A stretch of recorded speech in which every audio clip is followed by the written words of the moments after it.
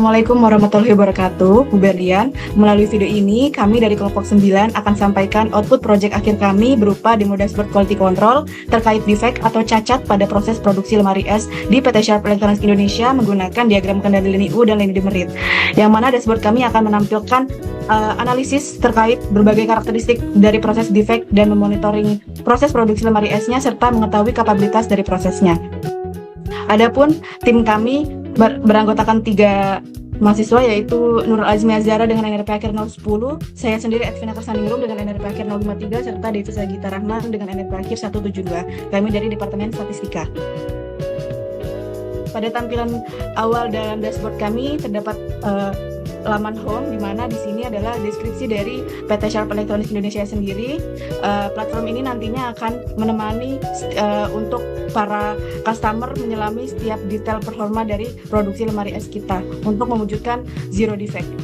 Dari PT Sharp Electronics Indonesia ini adalah anak perusahaan dari Sharp Corporation Jepang yang berfokus pada manufaktur dan distribusi produk elektronik. Produk seperti televisi, kulkas, mesin cuci, dan AC, serta jaringan luas yang terdiri dari 23 cabang dan lebih dari 400 layanan di seluruh Indonesia.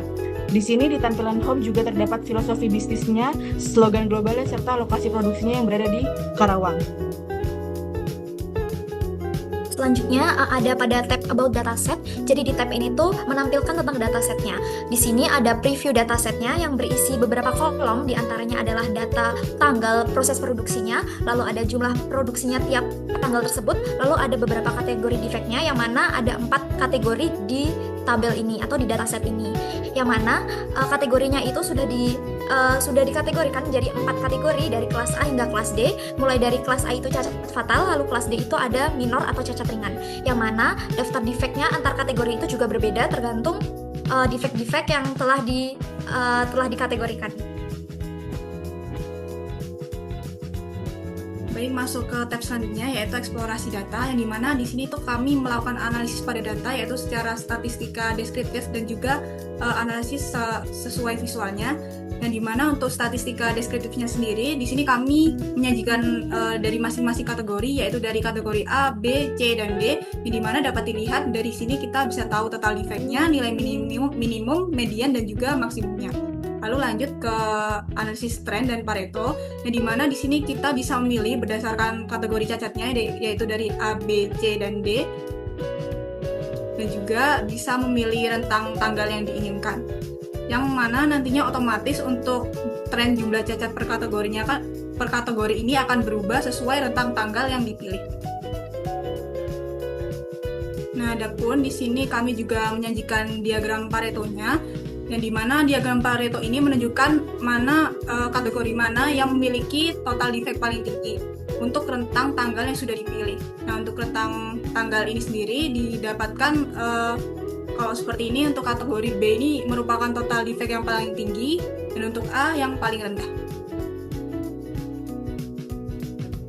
Selanjutnya ada tab analisis diagram control defect. Nah, jadi di sini itu merupakan tab yang bisa memonitor proses produksi di PT Sharp itu bagaimana berdasarkan defect yang ada pada proses produksinya. Nah, di sini itu ada panel kontrolnya, yang mana panel kontrolnya itu kita bisa memilih fase 1 atau fase 2 dan bisa memilih diagram jenisnya, mulai dari U-chart, demerit chart, line U-chart, dan line demerit chart.